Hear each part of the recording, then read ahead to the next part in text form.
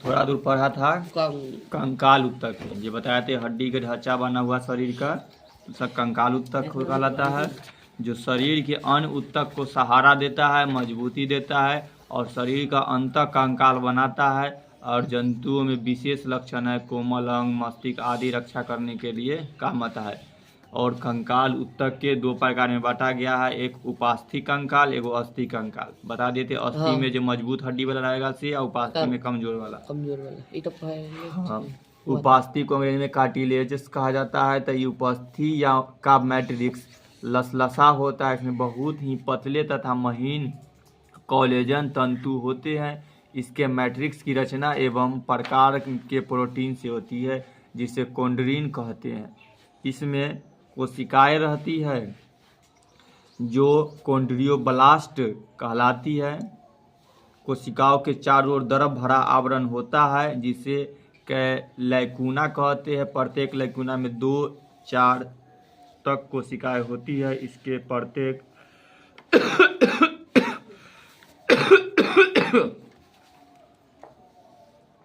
इसके मैट्रिक्स में रक्त वाहिनियों का अभाव रहता है, परंतु यह वाहिनी युक्त उपास्थि आवरण पेरिकार्डियम से ढका रहता है। 9 बजे आता है सर। अब हम लोग देख रहे थे कि ई उपास्थि से बना हुआ कौन कौन शरीर का कौन कौन पार्ट है। से देखा थे कि बाह्य कान, कि कान जिसको दाबता है से सब, नाक, श्वास नली, ट्रैकिया, कंठ, स्टर्म तथा अंतर के स्थान सब उपास्थि का बना हुआ होता है, जो बहुत लचीला एकदम मुलायम हड्डी वाला होता है। अब रियल वाला हड्डी जो बहुत मजबूत कठोर जो जान के हाथ के होता है, जिसको बोन कहा जाता है, जो स्पेशल हड्डियों में रहता है। इस उत्तक की कोशिकाएं ऑस्टियोब्लास्ट कहलाती है। एकरा में था कोंड्रियोब्लास्ट, ठीक ना। उपास्थि उत्तक की कोशिकाएं में जो रहता है इसको कोंड्रियोब्लास्ट कहते हैं। अस्थि उत्तक के जो रहेगा तो उसको ऑस्टियोब्लास्ट। और ऑस्टियोब्लास्ट कठोर मैट्रिक्स के स्थित होते हैं, क्योंकि ई वाला जो हड्डी रहता है से बहुत कठोर रहता है, इसीलिए इसका जो ऑस्टियोब्लास्ट में जो मैट्रिक्स रहेगा से बहुत कठोर वाला रहता है। मैट्रिक्स में कैल्शियम तथा फास्फोरस के लवण पाए जाते हैं। जो हड्डी होता है उसमें किसका रहता है, कैल्शियम और फास्फोरस, इसीलिए बोला जाता है हड्डी किसका बना रहता है, कैल्शियम और फास्फोरस के कमी होता है, दिक्कत होता है हड्डियों वाला के, तो कैल्शियम उसको दिया जाता है, जिनके कारण मैट्रिक्स कठोर होता है। ऑस्टियोब्लास्ट या अस्थि कोशिकाएं मैट्रिक्स में स्थित लैकुनी में पाई जाती है। लैकुनी एक दूसरे में पतली नलिकाओं द्वारा संबंध रखती है, जिन्हें कैनालिकुली कहते हैं। अस्थि के मध्य में एक गुहा होती है जो अस्थि मज्जा से भरी होती है। अस्थि के मध्य में कई बार जैसे कि बताया कि हड्डियों के बीच वाला पार्ट हो जाए या भूसा टाइप के होता है, उसका चर्चा हो रहा है कि अस्थियों के मध्य में गुहा होती है, ठीक ना। सब गुहा देखे हुए अस्थि और बीच में जो छेद वाला होता है, जिसको क्या कहते हैं, अस्थि मज्जा, जिसको अंग्रेजी बोन मैरो कहते हैं, से भरी होती है। और कैलूनी में स्थित अस्थि कोशिकाओं के प्रोटोप्लाज्मिक प्रवर्धन कैनालिकुली द्वारा ही अन्य अस्थि कोशिकाओं से संबंध स्थापित करते हैं। अस्थि मज्जा में रिक्त कलिकाएं रहती है, जिनसे पोषक तत्व कैनालिकुली द्वारा विसरण से अस्थि की सभी जीवित कोशिकाओं में पहुंचता है। मैमिलियन अस्थि के अनुप्रस्थ काट के अनेक नलिकाएं दिखाई पड़ती है, जिन्हें हैबिटेशियस कोशिकाएं नलिकाएं कहते हैं। मैमिलियन का भी बताए थे। अगला देखो, प्रत्येक हर्बेशियस नलिका अपने चारों ओर स्थित लैमेली, लैकुनी अस्थि कोशिका और कैनालिकुली के साथ एक हर्बेशियस यंत्र बनाती है। हैवर्सियस यंत्र, जो वर्ग मैमिलिया में अस्थियों की पहचान है। अगला, तरल उत्तक या संवाहनी उत्तक, ठीक, जे लिक्विड टाइप के हो या संवाहनी। रक्त या रुधिर या लसिका को तरल संयोजी उत्तक कहते हैं, ठीक ना। किसको, तो इसे रक्त या रुधिर एवं लसिका को तरल संयोजी उत्तक कहते हैं। कितना बार पूछेगा 10th वाला में कि रक्त क्या है, बस इतने पर क्वेश्चन खत्म हो जाएगा। तो ऑप्शन में क्या रहेगा, तरल संयोजी उत्तक, ठीक ना। रक्त क्या है, तरल रक्त के अर्थ है मतलब खून को पूछ रहा है कि खून कौन सा उत्तक कहलाता है, तरल समझिए, संयोजिक संयोजी तरल का अर्थ है कि लिक्विड टाइप के बहने वाला होता है। हाँ। संयोजी का अर्थ होता है कनेक्ट करने वाला, जोड़ने वाला। तो खून एक शरीर के पूरे पार्ट को जोड़ता है, ऑक्सीजन पहुंचाता है, उत्तक है। तो रक्त कहे, खून कहे, ब्लड कहे, रुधिर कहे, हो जाएगा। इनका आंतरिक कोशिका है पदार्थ तरल होता है। इसमें कोशिकाएं बिखरी रहती है, इसीलिए इन्हें तरल उत्तक कहते हैं। खून के बारे में छोटा है, ये 2 पार्ट है, खून के बारे में पढ़ रहा है। इतना दूर हड्डी के बारे में शॉर्ट कुछ पढ़ लिया, तो इनका ज़्यादा एक्सप्लेन नहीं किए हैं, पीछे पढ़े हुए थे। तो हम लोग सिर्फ तुमको इसको लाइन को सिर्फ पढ़ के बताया। खून के बारे में देखो, रक्त या रुधिर, ठीक ना। तो इनमें बार बार रक्त या रुधिर लिखल है, लेकिन क्या है, खून के बारे में हम लोग पढ़ रहे हैं। खून तुरंत समझता है। रक्त या रुधिर, जिसको अंग्रेजी में ब्लड कहा गया है, के तरल भाग को प्लाज्मा कहते हैं, ठीक ना। इनके रुधिर कणिकाएं तैरती रहती है। तो अगर पूरा खून निकलता है, ओकरा में जो बहे वाला पार्ट होता है उसको क्या कहते हैं, प्लाज्मा। आज न बहता है, उनमें रह जाता है, उसको रुधिर कणिकाएं कहते हैं, जिसको ब्लड कार्पोसल्स कहा जाता है। ये बीसी बार बार बोलेंगे, ठीक ना। तो इसको लोग सेल्स पढ़ देता है, क्या नाम है, ब्लड कार्पोसेल्स। जैसे यहाँ पर हम लोग बोलेंगे आरबीसी, आरबीसी के फुल फॉर्म बोलते हैं, हाँ ये में WBC या प्लेटलेट। तो आर का मतलब है रेड, बी का मतलब है ब्लड, सी का मतलब कार्पोसेल्स, ठीक ना। एक हिंदी होता है लाल रक्त, हाँ रुधिर कणिकाएं कहो, इस तरह से यहाँ लिखा है। और श्वेत कोशिका इसी तरह। तो हम लोग देख लिए कि रक्त के बारे में। अब तो एक 2 पार्ट, एगो प्लाज्मा जो पानी की तरफ बह जाता है से, और एगो ब्लड कार्पोसेल्स। पहले प्लाज्मा के पानी, यह हल्के पीले रंग का चिपचिपा और थोड़ा क्षारीय द्रव है, ठीक ना। अगर कभी कट उठ जाता है तो जो खून निकलता है ये ज़्यादा प्लाज्मा ही निकलता है, ठीक ना। क्योंकि पहले का कलर हल्के पीले रंग के, ठीक ना, पूरा लाल रंग के ना कहा है, लेकिन हल्का चिपचिपा होता है, थोड़ा क्षारीय होता है, ठीक। कभी हाथ उठ कटता होगा तो उसको अगर मुंह में रख लिया होगा तो उसका जो खून का स्वाद चखा होगा तो ये क्षारीय टाइप का होता है।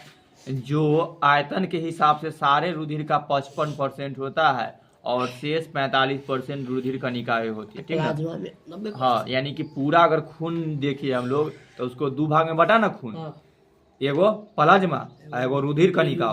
तो दोनों अगर पूरा 100% हम लोग के खून है तो कितना प्लाज्मा है तो कितना रुधिर कणिकाएं है। तो प्लाज्मा ज्यादा होता है, प्लाज्मा होता है 55%। तो 100 में से 55% तो प्लाज्मा ही हो गया, तो बचा 45%। तो 45% कौन है, रुधिर कणिका, ठीक ना। तो हमारे शरीर का जो खून है प्लाज्मा तो यहाँ लिखा हुआ, हाँ ये ना तो वो आगे बताने के लिए कर रहा है। तो हम लोग का जो शरीर है एकरा में जो खून होता है वो 2 भागों में बटा हुआ है, एक प्लाज्मा एक रुधिर कणिका। प्लाज्मा पानी की तरह बहे वाला पार्ट है से जो ज्यादा परसेंटेज में होता है, जो 55% है, ठीक ना। और रुधिर कणिका जो 45% रुधिर कणिका होते हैं। फिर जब प्लाज्मा को स्पेशल देखा जाए जो हो गया, तो प्लाज्मा में 90% जल होता है, यानी कि 90% पानी है खाली, एवं शेष 10% ही उसमें प्रोटीन बचल रहता है। तथा कार्बनिक और अकार्बनिक पदार्थ होते हैं, उसमें कार्बनिक और अकार्बनिक मिले रहते हैं। अब बाकी 45% रुधिर कणिका रहता है, वो नहीं बहता है, वो जैसे कहते हैं शरीर में रहता है। जब रोग होता है तो ऐसा नष्ट होने लगता है। अब रुधिर कणिका के बारे में, तो हमारे शरीर में रुधिर कणिका कितना है, तो 45% होता है खून में। और ये 3 प्रकार के हैं। किसके 3 प्रकार है, तो रुधिर कणिका, प्लाज्मा के फिर पार्ट नहीं है, लेकिन रुधिर कणिका के पार्ट है। इसका 3 प्रकार के नाम है, एक कलर के अनुसार से रख दिया गया है। एक का नाम रख दिया है लाल रुधिर कणिका, ठीक ना। एक का नाम देगा श्वेत रुधिर कणिका, लेकिन श्वेत होता ना है, ये अपना सर से जब देखे हैं वैज्ञानिक लोग तो उनके अंदर में ये चश्मा में दिखाई दिया कर दिया। आयोग का नाम रखा गया है प्लेटलेट्स, ठीक ना। तो 3 पार्ट हो गया। लाल रुधिर कणिकाओं में से लाल को अंग्रेजी में बोलते हैं रेड, और रुधिर को बोलते हैं ब्लड। कणिकाएं के लिए सेल्स में लिख दिया है, अन्यथा कार्पोसेल्स, ठीक ना, तो शॉर्ट में सेल्स। तो इसीलिए इसको जब निकाल कर आएंगे तो क्या बनेगा, आरबीसी। तो बार बार आगे सिर्फ आरबीसी लिखा पड़ेगा, इतना बड़ा नाम ना लिखे लगेगा रुधिर ना। तो जब भी आरबीसी बोलेगा तो समझ आना ये रेड ब्लड के बारे में कह रहा है। देखो तो एगो तो हुआ है का शॉर्ट नाम आरबीसी, पूरा बड़का नाम है लाल रुधिर कणिकाओं, और इसका एक और अलग ही नाम है, ठीक ना, साइंटिफिक नाम कह सकते हैं वैज्ञानिक लोग यूज करने के लिए, ऑर्थोसाइटिस नाम है, ठीक ना। क्या नाम है, ये अंग्रेजी में लिख दिया, हिंदी में लिख देता है ऑर्थोसाइटिस लिखल रहता है, ऑर्थोसाइटिस। अब दूसरा खून का नाम है श्वेत रुधिर कणिका। श्वेत का मतलब है उजला यानी व्हाइट ब्लड सेल्स, तो WBC, ठीक ना। इसको एक और अलग ही नाम रख दिया ल्यूकोसाइट, ठीक ना। ऑर्थोसाइट, ये ल्यूकोसाइट। तो अगर कहे कि ल्यूकोसाइट किसको कहा जाता है तो WBC। WBC का अन्य नाम क्या है तो ल्यूकोसाइट, ठीक ना। RBC का अन्य नाम क्या है तो ऑर्थोसाइट। अगला है प्लेटलेट्स, ठीक ना। एकरा भी एक और अलग नाम है, लेकिन अभी ध्यान हमरो ना आ रहा है ना लिखल, ठीक। तब प्लेटलेट्स है, तब प्लेटलेट्स शॉर्ट में हम बता देते, तीनों आगे लिखल मिलेगा। हम सब दुइये को पढ़ेगा ये किताब में है अभी दुइये हुआ था, अभी 3 गो हो गया, फिर आगे एक बार अभी एक नहीं होगा मैं डिटेल, तो ये हम बताते हैं। RBC होता है जो हम लोग को ज्यादा शरीर में दिखाई देते रहता है, सब में यूज में, ये ब्लड के ऑक्सीजन और पहुंचाने में, इन्होंने करे में भी आगे हम पढ़ेंगे किसका कौन काम है से, ठीक ना। श्वेत WBC है, ये हम लोग को बीमारी से लड़ने में मदद करता है, ठीक ना। ये हमारे शरीर का रक्षक के टाइप करता है। ये प्लेटलेट्स है, यही प्लेटलेट्स अगर शरीर में खून के कमी हो जाता है, कोई के ब्लड चेक हुआ अब प्लेटलेट्स के कमी हो जाता है, तो एगो बीमारी का नाम कह दिया जाता है डेंगू।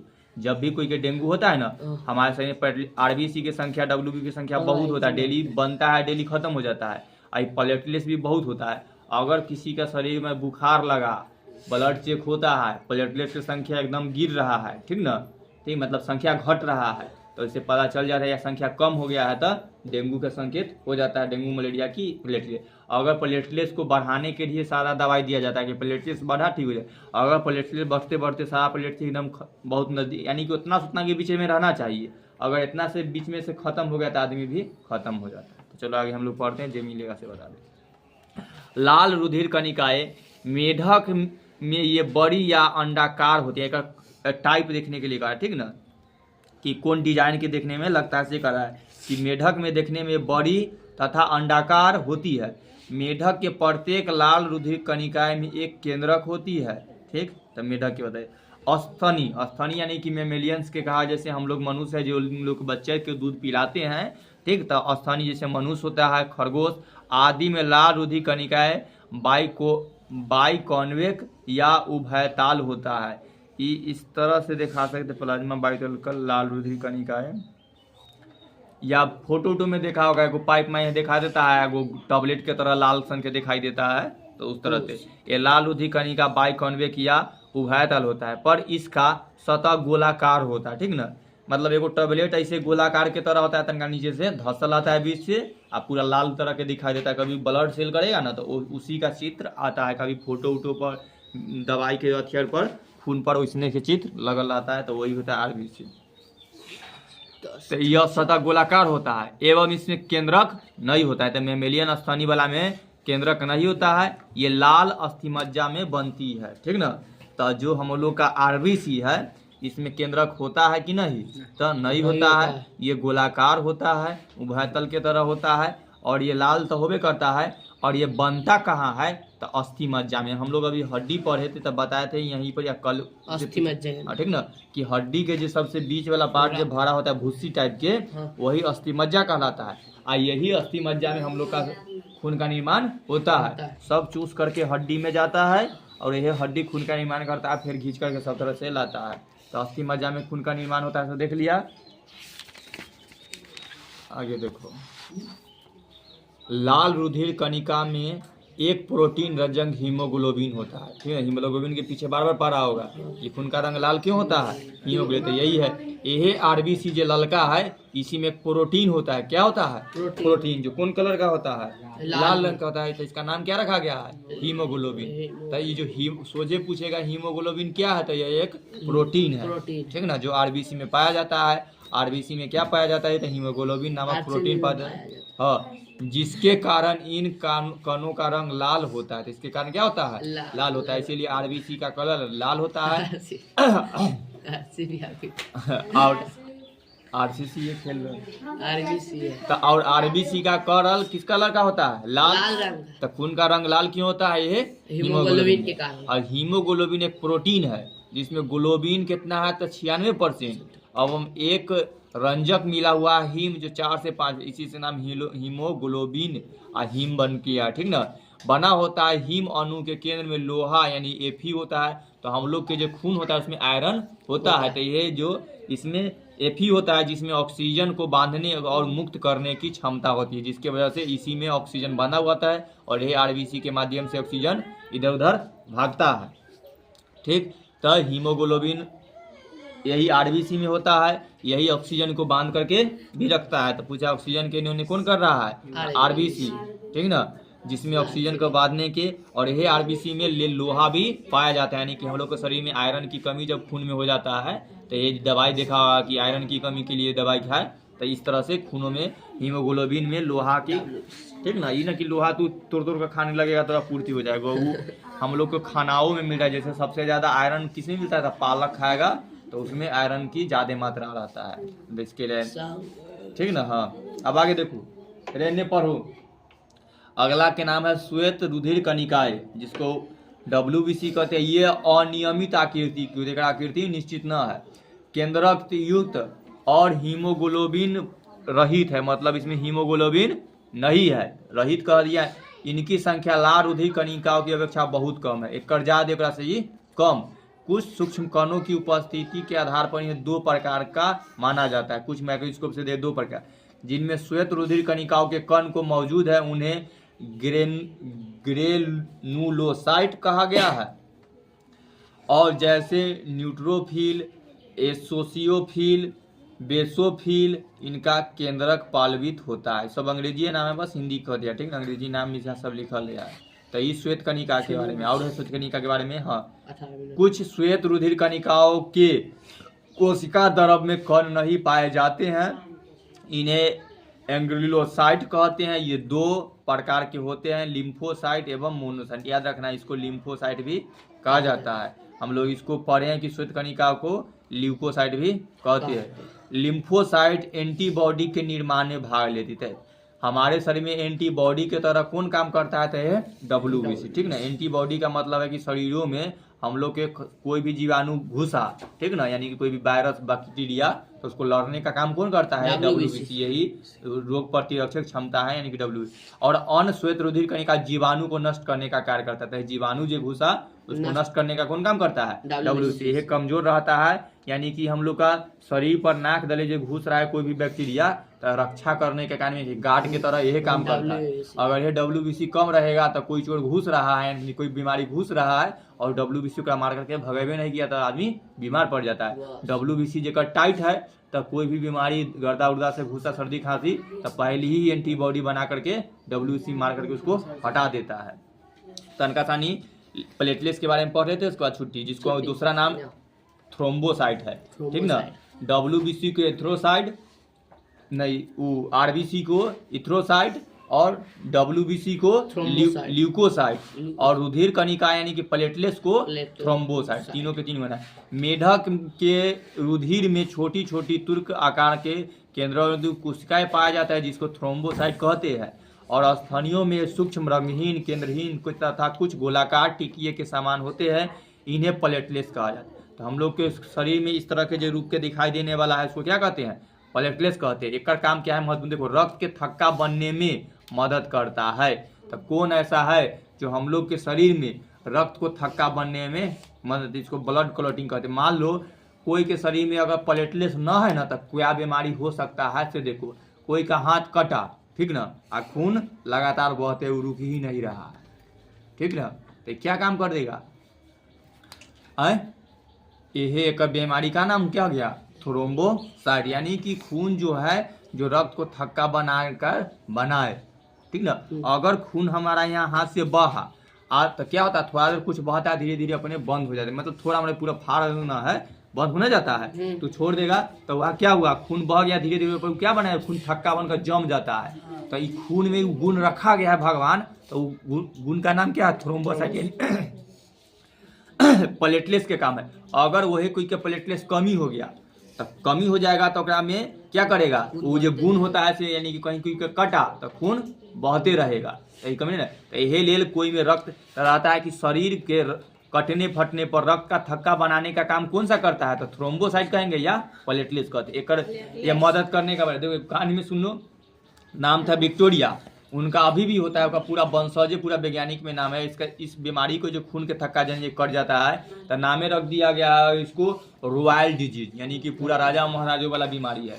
क्योंकि सबसे पहले उकड़े हुआ क्या है कि उनको अगर कोई भी तन को कुछ खरोच लगता है ना तो खून बहने लगता है, और खून बंदे नहीं होता। उसके लिए हमेशा एक डॉक्टर साथ रहता है, और उनके वंशज को सबको होते जा रहा है, यानी कि उसके यानी कि इस तरह का कहानी है। हम शॉर्ट में सुना दिए। तो यही रक्त का तो यही बीमारी उनको है। तो कौन सा रक्त के थक्का बनने में मदद करता है, तो कौन ऐसा है जो रक्त को थक्का बनने में मदद नहीं करने देता है, तो थ्रोम्बोसाइट प्लेटलेट। रुधिर के दो मुख्य प्रकार है, वाहिनी एवं ताप नियंत्रित, जिसको हम आगे टॉपिक में यानी कि WBC के बारे में पढ़ लिया था। हाँ, RBC के बारे में, जिसमें हीमोग्लोबिन रहित होता है, यानी कि हीमोग्लोबिन नहीं रहता है। और बताए थे इसी श्वेत रश्मि में कोशिका की कण नहीं पाया जाता है, जिन्हें एंग्रोलिएट या इसको लिम्फोसाइट कहा जाता है। ये दो प्रकार के होते हैं, और मोनोसाइट। और लिम्फोसाइट एंटीबॉडी के निर्माण में भाग लेती है और अन्य श्वेत रुधिर कणिका और जीवाणु को नष्ट करने में कार्य करता है। जो बताए थे कि जीवाणु को नष्ट करता है हमारे शरीर में घुसे तब। और तीसरा पार्ट हम लोग भी पढ़ लिए थे रुधिर प्लेटलेट्स के बारे में, यानी कि जिसका इसका दूसरा नाम थ्रोम्बोसाइट है। जो बताए थे कि मेढक के रुधिर में छोटी छोटी तरकू आकार में केंद्रक युक्त कोशिकाएं पाई जाती हैं, इन्हें थ्रोम्बोसाइट कहते हैं। और स्तनियों में सूक्ष्म रंगहीन केंद्रकहीन कुछ गोलाकार टिकिए के समान होते हैं, इन्हें प्लेटलेट्स कहते हैं। और रक्त के थक्का बनने में यानी ब्लड क्लॉटिंग में मदद करना इसका प्रधान कार्य है। सबसे ज़्यादा ये पूछता है कि रक्त के थक्का बनने में किसका कौन मदद करता है, तो थ्रोम्बोसाइट यानी कि प्लेटलेट्स। कौन सा रक्त, तो प्लेटलेट। जब हम लोग का कहानी बता दिए थे राजा वाला कि एक महिला का यानी कि रॉयल डिजीज कहा जाता है कि कटा हुआ है, और जब भी तबला मेरा छिलाता है तो जल्दी खून बंद नहीं होता है, तो इसलिए हमेशा डॉक्टर साथ ही रहता है। यानी कि ब्लड क्लॉटिंग जब एकदम कट गया चाहे कहीं से तो जल्दी खून नहीं बंद होता है। हम लोग में है अभी कि ये थ्रोम्बोसाइट या प्लेटलेट्स बैलेंस बना कर रखे हुए है, जिसके वजह से थोड़ा सा कहीं भी कटता है तो कुछ देर खून गिरता है, धीरे धीरे खून जम जाता है, जिसकी वजह से खून हमारा बंद हो जाता है, तो ये रक्त का थक्का बन जाता है। और जिसमें प्लेटलेट्स की कमी रहेगा तो रक्त का थक्का बनने में मदद नहीं करेगा, यानी कि ब्लड क्लॉटिंग का प्रॉब्लम रहेगा। तो पूछा जाता है कि ब्लड क्लॉटिंग यानी रक्त का थक्का बनने में कौन सा रक्त मदद करता है, तो थ्रोम्बोसाइट या प्लेटलेट्स मदद करता है। प्लेटलेट्स का मुख्य कार्य क्या है, तो रक्त को थक्का बनाने में मदद करता है। और रुधिर के दो प्रमुख कार्य है, यानी कि रुधिर यानी खून, इसका दो गो मुख्य काम क्या है, तो इनका दो गो काम है परिवहन करना। परिवहन मतलब पूरा शरीर में चक्कर लगाने का काम किसका है, यही खून का। कि हमें नस यदि पाइप के तरह हमारे लोग का शरीर में नस है, अभी नसों में कौन सा दौड़ते रहता है, तो खून दौड़ते रहता है। तो एक जगह से दूसरे जगह जाने का काम किसका है, खून का। तो वही एक जगह से दूसरे जगह जाने की प्रक्रिया को परिवहन करते हैं। एवं ताप नियंत्रण की यही चलते रहता है। तो खून का अगर सही से सब जगह पहुंचता है, जिसके वजह से हमारा शरीर गर्म रहता है। अगर शरीर में हर जगह अच्छा से खून नहीं पहुंच पाता है, ब्लड सर्कुलेशन रुक गया, तो ताप नियंत्रण में क्या होगा, शरीर एकदम ठंडा होने लग गया, ठीक ना। जिसके वजह से किसी भी व्यक्ति का अगर शरीर मृत हो जाता है तो उसका खून का संचलन भी परिवहन भी रुक जाता है। परिवहन रुक गया, खून रुक गया, जिसकी वजह से उसका शरीर भी ठंडा हो जाता है। इसीलिए कि भी कभी मृत शरीर का शरीर देखेगा तो उसका शरीर पूरा ठंडा हो जाता है, और शरीर में खून पूरा दौड़ते रहता है, जिसकी वजह से पूरा शरीर गर्म रहता है। और अगर और कोई बहुत सारा काम करता है, तो जैसे कि अगर घबरा भी रहा है तो शरीर में के खून क्या करता है, बहुत स्पीड में दौड़ने लगता है। अगर बहुत स्पीड में दौड़ने लगा तो शरीर और पूरा जल्दी खून गर्म हो जाता है, जिसके शरीर भी बहुत गर्म हो जाता है, हम लोग का गर्मी लगने लगता है। तो इसका बैलेंस बनाने का काम यह खून लोग का होता है। दूसरा का काम देखो, रुधिर द्वारा पची भोजन सामग्री ग्लूकोज, एमिनो अम्ल आदि अंतःस्रावी एवं उत्सर्जी पदार्थों जैसे गैसों, ऑक्सीजन, कार्बन डाइऑक्साइड आदि का परिवहन विभिन्न अंगों में होता है। अब हम लोग जितना खाना खाए तो जो पचता है तो ग्लूकोज, एमिनो अम्ल उसको एक जगह से दूसरे जगह कहाँ जाएगा, तो सुना होगा कि जितना खाना खाया उनमें से सब रस के चूस करके फिर खून में जा करके मिल जाता है। और हम लोग जो खाना खाए से खून में जब मिल जाता है तो खून सब तक पहुंचाएगा, तो दिमाग तक शरीर के हर पार्टों तक पहुंचाने का काम इसी का होता है। जैसे कार्बन डाइऑक्साइड और ये कोई यहाँ ऑक्सीजन को भी हम लोग जब सांस कोई भी चीज़ लेते हैं तो डायरेक्ट हम लोग का जो हवा लेते हैं से खून में जा करके मिल जाता है। और खून में जाकर के मिलता है तो ऑक्सीजन, कार्बन डाइऑक्साइड सब हम लोग लेते हैं। तो ये ऑक्सीजन क्या करता है, शरीर के सभी अंगों तक ऑक्सीजन का पहुंचाने का काम किसका है, ना बोल रहा है, शरीर का खून का। तो ऑक्सीजन का परिवहन कौन करता है, खून। खून, ठीक ना। तो खून का मुख्य काम है कि जब हम लोग, इसीलिए जब कभी देखा होगा डॉक्टर साहब को सुई देता है तो नस ढूंढ करके, ठीक ना, और तब जहाँ बोलना नहीं दो तू सर, और नस में खून देता है, यानी ठीक ना, नसिका में जिसके माध्यम से उसमें खून रहता है, और वो में जैसी दवाई डाल दिया तो वो नस सभी दवाई को सब जगह पहुंचा देता है, ठीक ना। तो ऑक्सीजन का परिवहन कौन करता है, तो खून। खून का एक और मुद्दे, यकृत और पेशियों में जो ताप उत्पन्न होता है वह रुधिर द्वारा शरीर के विभिन्न भागों में पहुंचाया जाता है, जिससे शरीर का तापमान नियंत्रण होता है। तो जो हम लोग का लीवर है और पेशियों है, इसमें ताप उत्पन्न होता है, यानी कि जो एनर्जी उत्पन्न हो रहा है गर्मी, वह शरीर के विभिन्न भागों में पहुंचाता है ये खूने के माध्यम से। यहाँ ताप टेम्परेचर उत्पन्न हुआ है और सभी भागों तक पहुंचाया गया है। श्वेत रुधिर का निकाव, यानी कि इसको WBC जो कहा जाता है, जीवाणुओं तथा अन्य हानिकारक पदार्थों का भक्षण कर उन्हें नष्ट करता है। यहीं पर आज तब बता दिए थे कि सभी जीवाणुओं का भक्षण या नष्ट करने का काम किसका होता है, तो WBC, ठीक ना। यानी कि हम लोग के शरीर में क्या काम करता है, तो ये बॉडीगार्ड की तरह काम करता है। यानी कि शरीर में कोई भी अगर जीवाणु आया तो सबसे पहले ही WBC उसको मार करके खत्म करता है। यही WBC की संख्या अगर कम रहेगा तो कोई जीवाणु हम लोग के शरीर में पदार्थ घुसा, हानिकारक पदार्थ, तो ये अगर नहीं खत्म कर पाता है तो हम लोग बीमार हो जाते हैं। तो श्वेत रक्त से क्या काम है, तो सभी जीवाणुओं, हानिकारक जीवाणुओं को नष्ट करना। पीछे वाला क्लास में मतलब पढ़े जीवाणु दो प्रकार के होता है, वो मित्र वाला जीवी, एगो दोस्त वाला जीवी। यानी कि वो अच्छा वाला जीवाणु होता है, एगो खराब वाला जीवाणु होता है, ठीक ना। कुछ ऐसा जीवाणु होता है जो बहुत अच्छा होता है, जो हम लोग को शरीर में रहना जरूरी है, और कुछ जीवाणु ऐसा है जो बहुत हानिकारक है, उसको शरीर में रहना जरूरी नहीं है। तो जैसी हानिकारक वाला जीवाणु आता है तो WBC उसको नष्ट कर देता है। और एगो और काम खूने में से जो प्लेटलेट्स का काम है, प्लेटलेट्स रुधिर को जमाने में मदद करता है, जो अभी हम लोग पढ़े थे थ्रोम्बोसाइट का, जो खून में मदद रहता है, जिसमें अगर ये प्लेटलेट्स की संख्या कम हो गया, ठीक, तो इसको डेंगू से संबंधित बीमारी और उसका खून में रक्त का थक्का जमने का बीमारी भी हो जाएगा। जो अगर कट रहा है तो जल्दी जल्दी खून नहीं जमेगा। अब हम लोग अगला टॉपिक पढ़ेंगे लसिका के बारे में। लिम्फिया के लसिका एक वर्णहीन द्रव है, वर्णहीन, वर्ण का अर्थ है रंग न है में, यानी कि लसिका में कोई रंग न होता है, द्रव के तरह, खून के तरह, जिसमें लाल रुधिर कणिकाएं पाई जाती है, नहीं होती है, एवं प्लेटलेट्स नहीं होती है। अभी लसिका में न RBC होता है न प्लेटलेट्स होता है। इसमें रक्त से कम मात्रा में कैल्शियम एवं फास्फोरस पाया जाता है। बस इस लसिका में पाया जाता है तो कैल्शियम और फास्फोरस। साधारणतः इसमें श्वेत कणिकाएं यानी लिम्फोसाइट तैरते रहते हैं। तो न RBC है न प्लेटलेट्स है, तनी सानी मात्रा में WBC यानी लिम्फोसाइट इसमें तैरते रहता है। रुधिर की अपेक्षा लसिका में कम मात्रा में पोषक पदार्थ एवं ऑक्सीजन होते हैं, और रुधिर में बहुत कम मात्रा में पोषक पदार्थ, लेकिन जब कार्बन डाइऑक्साइड एवं अपशिष्ट पदार्थ अपेक्षाकृत अधिक मात्रा में पाए जाते हैं, लेकिन एकरा में कार्बन डाइऑक्साइड भी पाए जाते हैं। लसिका का काम क्या है, लसिका में मौजूद लिम्फोसाइट रोगाणुओं जैसे जीवाणुओं का भक्षण करते हैं। हम लोग अभी ऊपर ही पढ़े हैं, लिम्फोसाइट का अर्थ है WBC। तो WBC क्या करता है, रोगाणुओं को जैसे जीवाणुओं का भक्षण करता है, मतलब उसको मार करके खत्म करता है, उनको नष्ट कर संक्रमण से हमारी सुरक्षा करता है। यानी WBC जो अगर इसमें रहता है लसिका में, और यही लिम्फोसाइट WBC हमारे शरीर में कोई संक्रमण फैल रहा है, जैसे कि अगर कोरोना वाला फैल रहा था या किसी को सर्दी खांसी पड़ जाता है, तो ये सब जो संक्रमण फैलने वाला बीमारी है उसको बचा करके रखता है ये WBC। न तो कोई फैलने वाला बीमारी किसी के बगल में हम लोग गए तो उसमें से आकर के हम लोग को तुरंत पड़ जाएगा अगर WBC कमजोर हुआ था।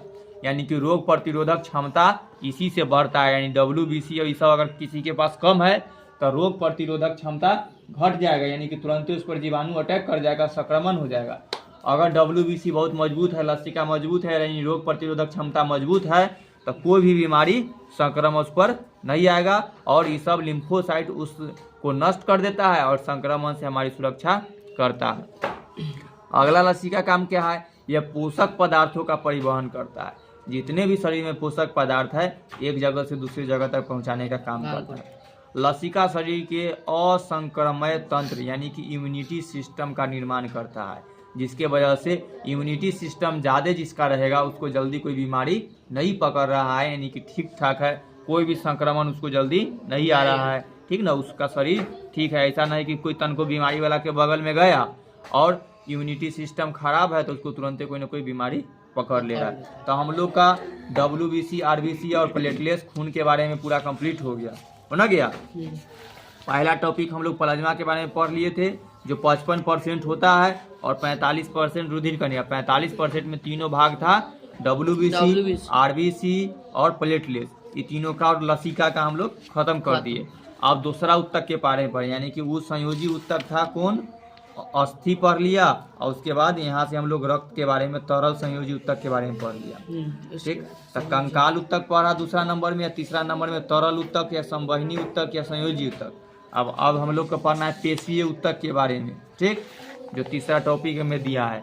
एकरा में देखो पेशीय उत्तक कौन होता है। पेशीय उत्तक की कोशिकाएं लंबी होती है, ठीक ना, ये मतलब बहुत लंबा लंबा हो रहा है। इन कोशिकाओं के भीतर पाए जाने वाला तरल सार्कोप्लाज्म कहलाते हैं। तो पेशीय उत्तक के भीतर पाए जाने वाला तरल पदार्थ को क्या कहते हैं, सार्कोप्लाज्म। अधिक बर्दाश्त न होता है, सार्कोप्लाज्म। सार्कोप्लाज्म में केंद्रक होता है। जंतुओं के शारीरिक अंग में गति पेशीय उत्तक के कारण होता है, ठीक ना, यानी कि मांसपेशिया के बारे में हम लोग ध्यान से देखेंगे। जैसे देखो औतकी और कार्यतकी के आधार पर पेशीय उत्तक 3 प्रकार में बटा हुआ है, ठीक ना। एगो को रखा गया अरेखित या अनैच्छिक उत्तक, जिसको अंग्रेजी में स्मूथ उत्तक कहा गया, यानी कि बहुत मुलायम वाला। दूसरा उत्तक का नाम रखा गया है रेखित या ऐच्छिक उत्तक, जिसको स्ट्रिप्ड या स्केलेटन उत्तक या वॉलेंटरी उत्तक कहा है। और तीसरा उत्तक का नाम है हृदय पेशी उत्तक, जो उसको कार्डिक उत्तक कहा जाता है या हार्ट। यानी कि अब इतना दूर में हम लोग पढ़ेंगे मांस के बारे में, हड्डी के बारे में पीछे पढ़ लिया, अस्थि कान वाला हड्डी, खून के बारे में पढ़ लिया। अब हम लोग के शरीर पर जितना मांस रखल है उसके बारे में पढ़ेंगे। जैसे ऊपर में तो कुछ मांस उस है सुहैते है, ठीक ना, यानी त्वचा पर जितना मांसपेशियां है से। अब कुछ ऐसा मांसपेशियां रखा हुआ है जिसके वजह से हम लोग का अंदर के जो शरीर के महत्वपूर्ण अंग होता है, जैसे फेफड़ा के ऊपर में जो रखल है, फेफड़ा के अंदर में हृदय यानी कि हार्ट, उसको भी कुछ ना कुछ मांसपेशियों से दबा करके रखा गया ताकि कोई उसको दबा ना दे हृदय को और हम तुरंत मर ना जाए। तो उस पर रखा हुआ है मांसपेशियां, उसका नाम रखा गया है कार्डिक, ठीक ना। इसीलिए अगर किसी व्यक्ति को हृदय से संबंधित बीमारी होता है, ठीक, तो कौन से डॉक्टर कन जाएगा, हृदय वाला डॉक्टर का। हृदय वाला जो स्पेशल हृदय के पढ़ाई पढ़ ले रहता है उसको कार्डियोलॉजिस्ट कहा जाता है, ठीक ना। तो अभी अगर हृदय के अध्ययन करने वाले को क्या कहते हैं, कार्डियोलॉजिस्ट कहते हैं। अगर तू लोग को स्पेशल कोई हृदय से संबंधित बीमारी है तो कौन डॉक्टर के जाएगा, कार्डियोलॉजिस्ट के पास। तो उसके जैसे दांत से संबंधित कोई बीमारी रहता है तो स्पेशल डेंटिस्ट के पास हम लोग जाते हैं, ठीक ना। तो इसीलिए कार्डियोलॉजिस्ट। हाँ, तो अभी कुछ एक हो जाता है फिजिशियन लोग में, जिसमें जो अधिकतर बीमारियों को एक ही डॉक्टर देख लेते हैं। अगर गंभीर बीमारी उसी फील्ड में है तो तुमको स्पेशलिस्ट के पास जाना होगा, जो सिर्फ इसी से, जैसे अगर किसी को हड्डी से संबंधित कुछ बीमारी है तो सिर्फ हड्डी वाला के, दांत से संबंधित कुछ बीमारी है तो सिर्फ तुम दांते वाला को जाएगा। आँख से संबंधित अगर गहरा थोड़ा मोड़ा आँख में हुआ है तो कोई डॉक्टर कोई भी दे सकता है, ठीक ना। हृदय में थोड़ा मोड़ा है तो कोई भी डॉक्टर जो नॉर्मल दवाई है से दे देता है, ठीक हो जाता है। बहुत गंभीर वाला बीमारी हो गया कि वो ठीक नहीं हो रहा है, हाँ, हार्ट के, तो तुमको स्पेशलिस्ट के पास जाना होगा ताकि गहन नॉलेज करे। अभी तू लोग जो पढ़ रहा है सभी साइंसों को पढ़ रहा है, तू फिजिक्स केमिस्ट्री सब पढ़ रहा है। आगे क्लास जाएगा तो स्पेशल तू या तो बायोलॉजी पढ़ेगा नहीं तो फिजिक्स केमिस्ट्री पढ़ेगा। जब उसको भी 12th में कंप्लीट कर लेगा तो जब ग्रेजुएशन करेगा तो स्पेशल कोई से पढ़ रहेगा, या तो सिर्फ तुम बायोलॉजी पढ़ना है, फिजिक्स केमिस्ट्री भी साइड, या तो तुम सिर्फ फिजिक्स से पढ़ेगा, केमिस्ट्री बायोलॉजी वो साइड, ठीक ना, मैथ सब साइड। तो तू स्पेशलिस्ट कहलाता है, तो एक एक करके पढ़ेगा। उसी तरह डॉक्टर पढ़ेगा तो तुमको सब चीज़ पढ़ाया जाएगा, फिर उसमें तुमको स्पेशलिस्ट किसका बनना है उसके अनुसार से तुमको पढ़ाया जाएगा। चलो आगे पढ़ते हैं। अगला है अरेखित पेशी, ये पेशियां नेत्र के आइरिस में, विरसन और उसकी नलिकाओं में, मूत्रवाहिनियों में, मूत्राशय में तथा रक्त वाहिनियों में पाया जाता है। पेशिया का मतलब जो हम लोग को शरीर पर जो गुद्दा है, रे सुनो हमार बात, ठीक ना। तो कहा जा रहा है कि रेखित पेशिया कहाँ कहाँ पाया जाता है। तो हम लोग जो आँख का आइरिस है ना, पुतली जो ऊपर वाला होता है पंख के टाइप वाला, ठीक ना, उसी को आइरिस कहा जाता है। तो उसमें जो मांसपेशिया जो मांस से बनल है, कौन सा पेशिया से बना हुआ है, ऑरेखित, जिसको अंग्रेजी में स्मूथ कहते हैं ना, एकदम स्मूथ आँख तर वाला, ठीक ना। अगला है विरसन, ठीक ना, उन्हें हंस रहा है यानी विरसन समझ रहा है, तो ठीक है, ठीक ना। यानी कि पानी की टंकी जो हम लोग का होता है मूत्राशय का डंडा, हाँ ठीक ना, इस समय आगे है, ठीक। तो वहाँ भी ऊसा पार्ट भी सॉफ्ट होता है, स्मूथ, तो इसलिए उसकी नलिकाओं में, ठीक, और उसके मूत्रवाहिनी के जो मूत्र मार्ग वाला जो सब इलाका होता है, सब सॉफ्ट पार्ट बनाया गया भगवान। तो उस सब में अरेखित पेशियां पाई जाती है, जो मूत्रवाहिनी में भी और मूत्राशय में तथा रक्त वाहिनियों में भी। यानी कि जो हम लोग का नस होता है जहाँ में रक्त निकलता है, खून बहते हैं, तो वो सब इलाका पूरा इसी पेशियों से बना रहता है। साथ ही आहार नाल, आहार नाल के जहाँ से मुंह में खाना खाता है, पानी पीता है, तो कैसे जाता है तो ठंडा ठंडा महसूस होता है। वो पूरा जो इलाका होता है आहार नाल वाला होता है, वो पाइप के तरह, इसको अंग्रेजी में फूड पाइप भी कहा जाता है, ठीक ना, जो एकदम स्मूथ होता है ताकि खाना आसानी से चिकना जगह में निकल जाए और फैलते और पचकते रहता है। जब ज़्यादा खाना खाएगा तो इंसानी फैलाएगा, जिसके वजह से गाढ़ा थोड़ा न लगे। यानी ज़्यादा खाना खा ले तो थोड़ा गाढ़ा लग जाएगा, यानी खाना अंदर घुसबे नहीं करेगा। तो ये सब भी इसकी भित्ति का अर्थ होता है दीवार। इनमें अगर जब भी कहीं भी भित्ति लिखल रहे तो दीवार। कई बार बताए हुए हैं कि पीछे हम लोग बच्चा में पापा और जब सुनाते कहते थे कि पुराना भित्ति गिरे और नया भित्ति उठे, तो भित्ति का अर्थ है दीवार, ठीक ना। तो आहार नाल की है, बेंच पर से बैठो। और अनुदैर्ध्य और गोलाकार पेशी उत्तर में दिखाई पड़ती है। जितना भी इस तरह का पेशी रहेगा उसमें दिखाई पड़ेगा। इसको माइक्रोस्कोप से थोड़ा अंदर अच्छा से देखा गया है। तो इस तरह का लचीला माइक्रो फाइब्रिक है, ताकि इसको दबाएंगे तो फिर दब जाए, फैले तो केंद्रक है। ऐसे बीच में जो है सो गोला गोला केंद्रक है, और बीच में जो जाली टाइप के बनल है जो सार्कोप्लाज्म है, जो हम लोग ऊपरे में पढ़े हैं। इन कोशिकाओं के भीतर में पाए जाने वाला तरल पदार्थ को सार्कोप्लाज्म कहते हैं। तो ये वाला इससे सेम ना है इसलिए, हाँ वो उसका आंतरिक पार्ट है। अच्छा, आगे देखो, अरेखित पेशी या कोशिका तुर्क की आकृति की होती है, इस तरह के बारे में, जिसमें प्रचुर मात्रा में कोशिका द्रव एवं केंद्रक पाया जाता है। उचित प्रकार के अभिरंजन इसके अंदर अनेक पेशीय तंतुक देखे जा सकते हैं। जो तंतुक दिखाई दे रहा है से सब हो गया। अरेखित पेशी का संकुचन जंतु के स्वेच्छा अधीन नहीं है, इसीलिए उसे अनैच्छिक पेशी कहते हैं, ठीक ना। अगला नाम क्या पढ़ रहे हैं, इसी जो रेखित पेशी है हम लोग पढ़ रहे हैं, और रेखित पेशी, इसका दूसरा नाम क्या है, अनैच्छिक पेशी। क्योंकि संकुचन का मतलब है सिकुड़ना। तो कह रहा है कि जो भी अरेखित पेशी का संकुचन होता है ना, जंतु के इच्छा अधीन नहीं, यानी कि जंतु जब चाहे तब उसको सुकड़ा और फैला नहीं सकता है। क्योंकि जब तुम खाना खाएगा तब वो अपने अनुसार से फैलाएगा और तब फिर खत्म हो जाएगा तो संकुचन करेगा। इसको हम अपने इच्छा के अधीन फैला नहीं सकते हैं, इसीलिए इसको दूसरा नाम रखा गया अनैच्छिक पेशी, यानी कि इसको हम अपने इच्छा से नहीं फैला सकते हैं। तंतु पर पट्टी यानी बैंड नहीं होती है, अतः इसे अरेखित पेशी तंतु कहते हैं। इस पर कोई बैंडेज टाइप के नहीं रहता है, ठीक ना। आहार नाल के एक भाग से दूसरे भाग में भोजन का प्रवाह यानी मूवमेंट इस पेशी के संकुचन एवं प्रसार के कारण होता है। ये लाइन हम पहले बोल दिए कि जब हम लोग खाना खाते हैं तो एक भाग से दूसरे भाग तक भोजन जो जाता है वो पेशीय के संकुचन मतलब इसको दब जा रहा है, ठीक ना, पूरा पिचक रहा है, और प्रसार का मतलब फैल रहा है। तो इसी कारण होता है। तो आहार नाल में जितना सब रहता है मांसपेशियां, तो सब इसी के कारण होता है कि जब ज़्यादा खाना खा रहा है तो प्रसार कर लेगा, ठीक ना, फिर कम खाना खाएगा तो संकुचन हो जाता है। तो हम लोग को अरेखित पेशीय या उसको दूसरा नाम है अनैच्छिक पेशीय हो गया, ठीक ना, जिसके अंदर कौन कौन पेशी आता है।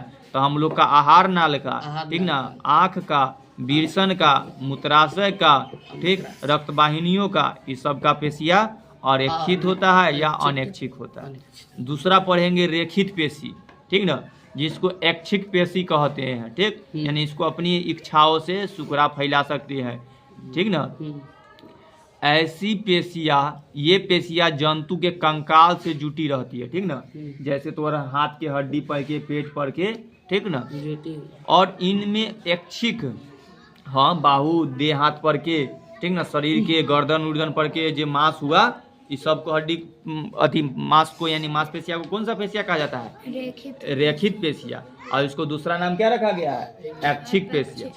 ये पेशिया जंतु के कंकाल से जुटी रहती है, कंकाल के मतलब हड्डियों से चिपका रहता है, और इनमें ऐच्छिक गति होती है। ऐच्छिक मतलब कि जब चाहे तो उसको थोड़ा मोड़ा घसका सकता है, जैसे गर्दन को तू घुमा रहा है तो घसका सकता है, पेट उट को, बाहु के भुजा को, कोई लोग हाथ ऊपर ऐसे करता है और इसको ऊपर नीचे करते रहता है, हाँ, बॉडी दिखाने के लिए, तो ऐसा अपना इच्छा में है, इसीलिए इन्हें कंकाल पेशी या ऐच्छिक पेशी भी कहते हैं। तो कंकाल से चिपका हुआ है, इसीलिए इसका एक और नाम क्या है? कंकाल पेशी या ऐच्छिक पेशी कहते हैं। यह पेशी अनेक बहुकेंद्रिक जंतुओं द्वारा बनी होती है। प्रत्येक जंतु या कोशिका एक पतली झिल्ली सार्कोलेमा से घिरी रहती है। इसके अंदर कोशिका द्रव को सार्कोप्लाज्म कहते हैं, जिसमें अनेक मायोफाइब्रिल होते हैं।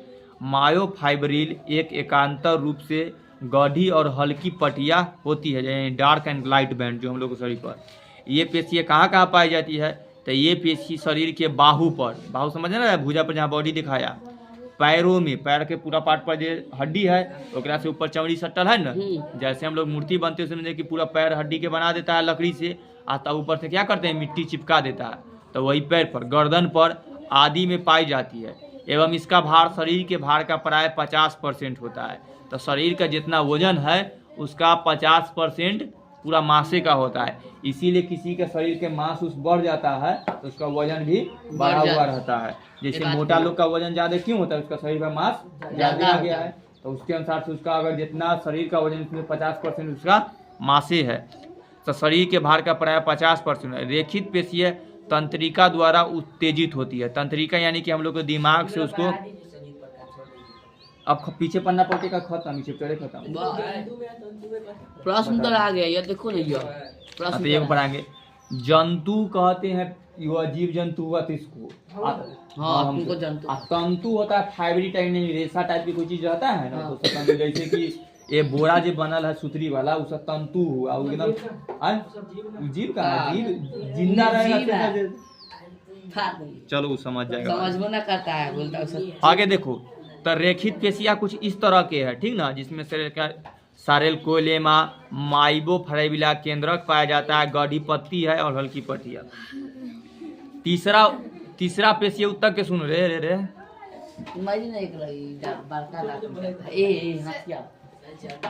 ये पर आगे तू बैठो, बस यहाँ यहाँ खाली जल्दी आओ। दोनों क्यों बुलाए? अगला सुनो, पूरा स्पीड में पढ़ा रहे हैं इसीलिए ताकि पूरा चैप्टर खत्म कर देना, तो फिर आज शांत से रहो ताकि एक पेज खत्म कर दे। हाँ, तब इसको खत्म करेंगे।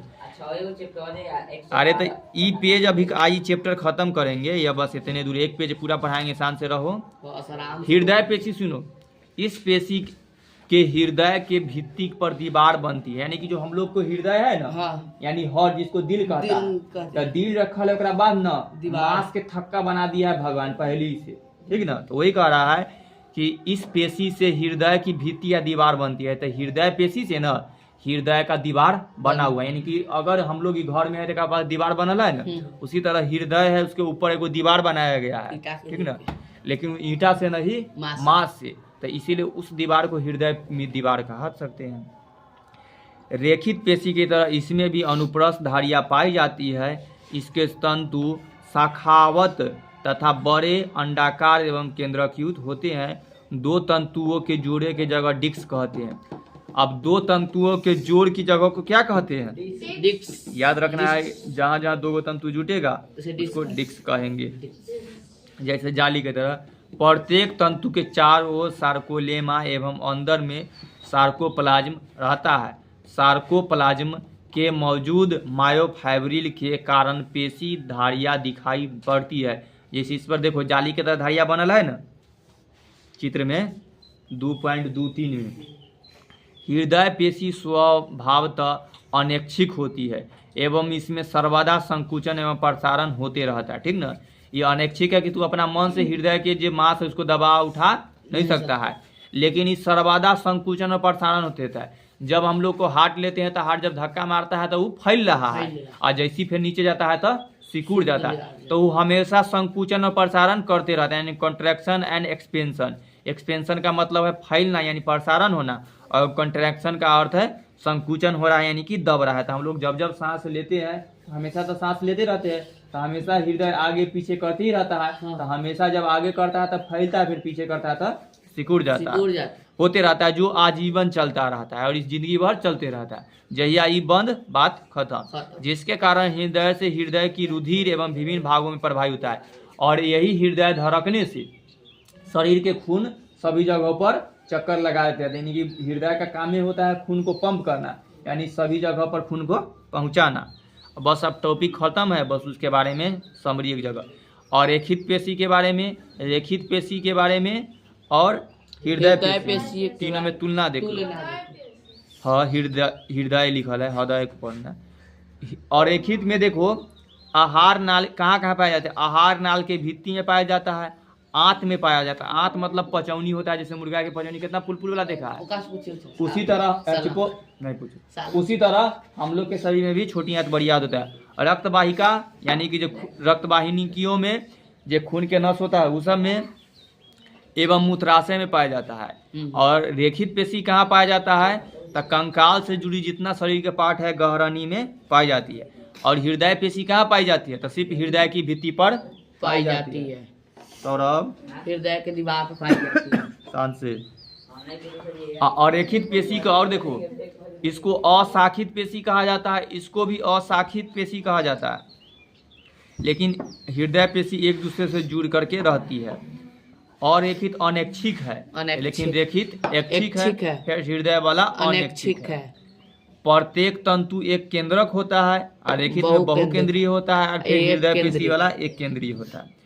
इसका रूप तुर्की रूपी पेशी कोशिका से बनती है, और रेखीय वाला लंबे वर्ताकुल तंतु कोशिकाओं से बनती है। और हृदय पेशी छोटी वर्ताकुला पेशी कोशिकाएं एक दूसरे से जुड़ एवं लंबे वर्ताकुला के तंतु के निर्माण करती है। इस तरह से हम लोग पेशियों के बारे में पढ़े, ठीक ना, कि 3 प्रकार के पेशियां है, कौन कौन है से, ठीक। तो 3 गो ऊतक हम लोग के पढ़ लिया, ठीक ना। अब चौथा ऊतक का नाम है तंत्रिका ऊतक। इसमें हम लोग के दिमाग के नर्वस सिस्टम के बारे में पढ़ेंगे, ठीक ना, कि दिमाग में जितना तार के तरह फैलल है उसको अभी खत्म हो जाएगा। ध्यान से सुनो, तंत्रिका ऊतक जिसको नर्वस टिश्यू कहते हैं, ठीक ना। तंत्रिका को नर्वस है, नर्वस कहाँ पाया जाता है, दिमाग में, खोपड़ी के पार्ट पड़ेगा, ठीक ना। तब से शरीर के अंदर में खून के बारे में पढ़ लिया, हड्डी के बारे में पढ़ लिया, मांस के बारे में पढ़ लिया, अब नस के बारे में पढ़े के है, दिमाग के बारे में। जंतु के शरीर में मस्तिष्क यानी ब्रेन होता है ना, सभी जंतुओं में होता है। आदि में है कि नहीं से हो जाने पागल है ना, जिंदगी भर दिमाग कितना न यूज किया है, दिमाग खराब।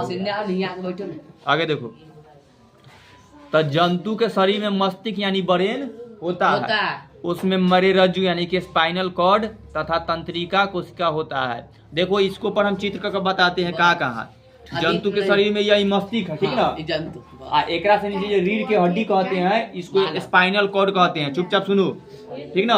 यहाँ पर रीढ़ की हड्डी है ना, उसको स्पाइनल कॉर्ड कहते हैं, ठीक। एकरा से सभी नस जुड़ा हुआ है। हम लोग के शरीर में ना, जैसे कभी घर में कहीं कोई जगह ऐसा देखा हो जहाँ बहुत सारा तार रहता है, ठीक ना, जहाँ से मेन कनेक्शन, हाँ जहाँ से मेन कनेक्शन हुआ था, तो हम मीटरों तरफ से। उसी तरह इसके शरीर में देखो, हम लोग के दिमाग से लेकर के स्पाइनल कॉर्ड तक है ना, बहुत सारा तार की तरह नस जुड़ा हुआ है, ठीक ना।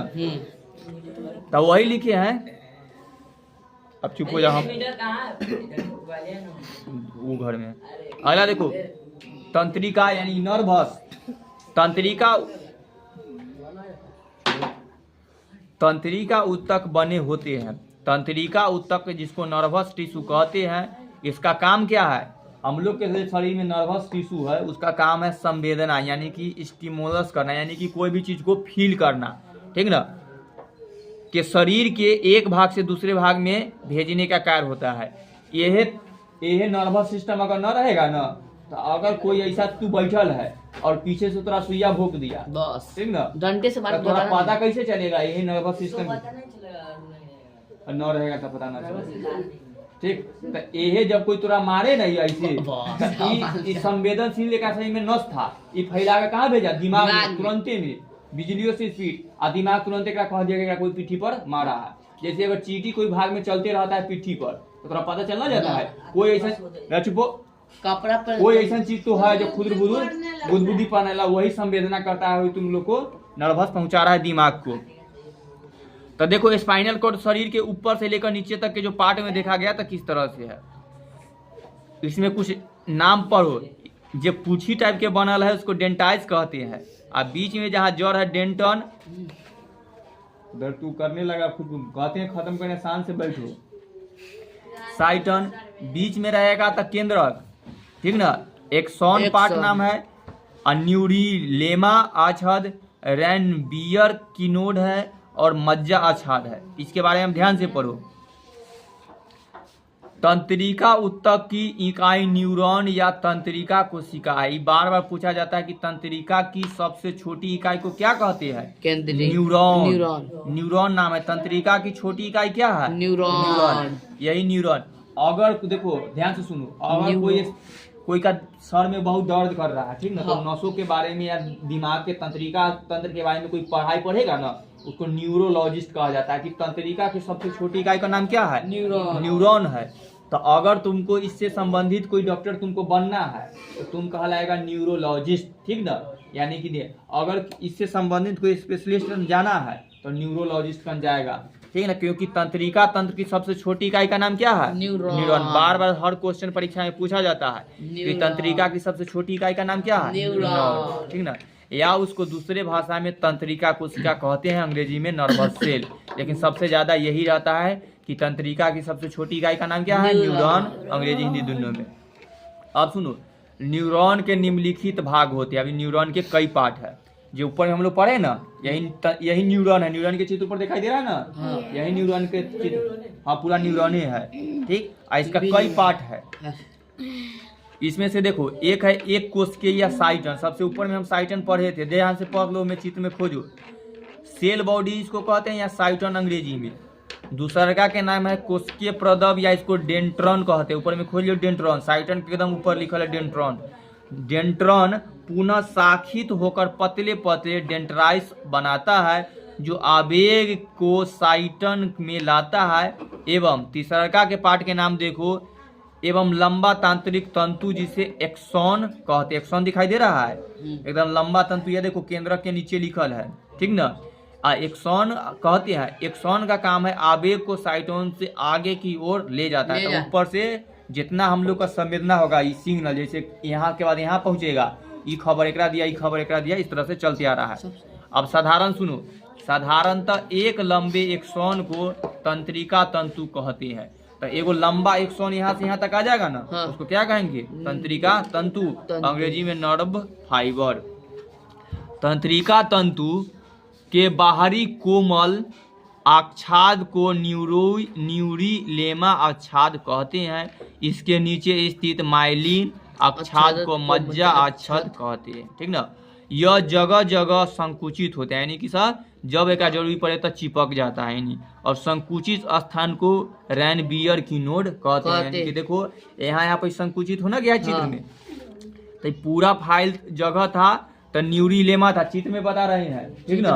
अब बीच में देखो चिपक गया है, दबना गया है, तो ये गैप हो गया है। तो गैप को अंग्रेजी में नोड कहा गया था, रैनबियर नोड कहा गया, यानी कि सब तक जगह बन गया है। तो यहाँ से यहाँ तक आना था, तो जहाँ जहाँ गैप हो गया बीच में, तो संकुचित स्थान को क्या कहते हैं? रैनबियर की नोड कहते हैं, अंग्रेजी में नोड ऑफ रैनबियर, यानी कि रणवीर है लिखा। जब एक से ज्यादा तंतु संयोजित ऊतक से घिरे होते हैं तब इसे तंत्रिका कहते हैं। जब पूरा पार्ट इतना से यहाँ से बन रहा है, साइटन की समूह को गुच्छिका कहते हैं, ठीक ना। तंत्रिका ऊतक से मस्तिष्क एवं मेरुरज्जु बनते हैं, ठीक ना। अब तंत्रिका ऊतक है, इसी से मिल करके पूरा मस्तिष्क बनता है और मेरुरज्जु बनते हैं। तो यही पूरा तंत्रिका तंत्र को एक जगह समेट करके रख दिया जाता है। तो मस्तिष्क के जो खोपड़ी है उसके अंदर जो दिमाग है, जितना आइडिया आता है से सब यही में संवहन करते रहता है। कोई पार्ट पर कोई छुआ, मच्छर काटा से सब फील यही पहुंचाता है सब तरफ। इसका तंत्रिका तंत्र, स्पाइनल कॉर्ड, मेरुरज्जु, मस्तिष्क, नर्वस तंत्र, यही ना, न्यूरॉन, कथी पूछा ये जन से स्टार्टे है। तो तू पीछे कहाँ जाता है? ऊपरे में है तंत्रिका उत्तक के बारे में पढ़ रहे, ठीक ना। तो तंत्रिका उत्तक से ही मस्तिष्क एवं मेरुरज्जु बनती है। इन दोनों अंगों से तंत्रिकाएं शरीर के विभिन्न भागों में जाती एवं आती रहती है, ठीक ना। तो इन दोनों अंगों से देखो, ये मस्तिष्क और मेरुरज्जु से शरीर के सभी आवेग का मतलब जो हम लोग शरीर में थोड़ा सा बिजली उत्पन्न होता है ना, उस शरीर के हर पार्ट में आता भी है और जाता भी है। आगे सुनो, इनमें कुछ तंत्रिकाएं आवेगों को शरीर के अंदर या बाहर से प्राप्त करके मस्तिष्क या मेरुरज्जु में ले जाते हैं। अन्य कुछ तंत्रिकाएं आवेगों को मस्तिष्क एवं मेरुरज्जु से शरीर के अन्य भागों जैसे मांसपेशियों या अंगों में ले जाते हैं, ठीक ना। तो शरीर के हर पार्ट में ले जाने जो अनुरूप ढंग से उच्चेतित होती है। आप इसको सिनेप्स को देखो, दो तंत्र, एक बार में सुन लो फिर पढ़ाते हो। दो तंत्रिकाओं के बीच में जो गैप होता है ना, उसी को सिनेप्स कहते हैं, या अंग्रेजी में सिनेप्स गैप्स लिखेगा, कहेगा सिनेप्स गैप्स किसे कहते हैं। तो दो तंत्रिकाओं के बीच के गैप को सिनेप्स गैप कहते हैं, या लिखे रहेगा सिनेप्स गैप्स क्या है। तो दो तंत्रिकाओं के बीच के गैप। एक न्यूरॉन के निक्सॉन के अंतिम छोर की शाखाएं दूसरे न्यूट्रॉन के डेंड्रॉस से जुड़ करके सिनेप्स बनाती है। आवेग का संचार हमेशा एक्सॉन की एक कोशिका से दूसरी कोशिका के डेंड्रॉन तक होता है, न कि इसके विपरीत। अब दोनों के बीच में देख लो, यहाँ पर सिनेप्स लिखल है ना, और देखो दोनों के बीच में गैप है ना, थोड़ा सा जाली टाइप वाला में बनाइले है। तो यही सब क्या कहला जाता है? सिनेप्स कहला जाता है, यानी ठीक ना। नेक्सॉन और डेंड्रॉन के बीच में जगह दिखा रहा है, तो हम लोग का सिनेप्स खत्म हो गया कि एक न्यूट्रॉन, ठीक ना, और एक एक्सॉन के अंतिम छोर की शाखाएं दूसरे न्यूट्रॉन के डेंड्रॉन से जुड़ करके सिनेप्स बनाती है, जहाँ जुड़ती है तहाँ। और आवेग का संचार हमेशा एक्सॉन की एक कोशिका से दूसरी कोशिका के डेंड्रॉन तक होता है, न कि इसके विपरीत। अब हम लोग जो जंतु कोशिका के जितना पार्ट पढ़े थे ना, एक दृष्टि में जब पढ़ी दिया है, ठीक, ध्यान से देख लो। जंतु उत्तक एक दृष्टि में कह रहा है कि एपिथेलियम उत्तक पढ़ा, ठीक ना।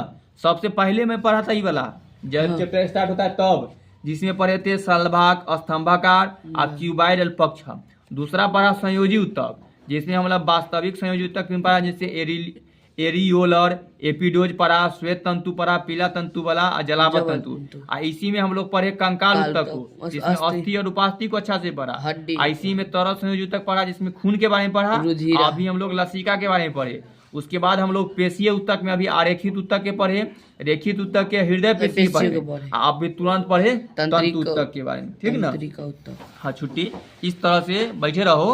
ये पूरा चैप्टर है, ये पूरा लिखा है, पूरा किताब खत्म हुआ है, उसके स्मरणीय वाला। हाँ, छुट्टी कर रहे हैं, वैसी पुस्तक छोड़ो ना, छुट्टी कर रहे हैं।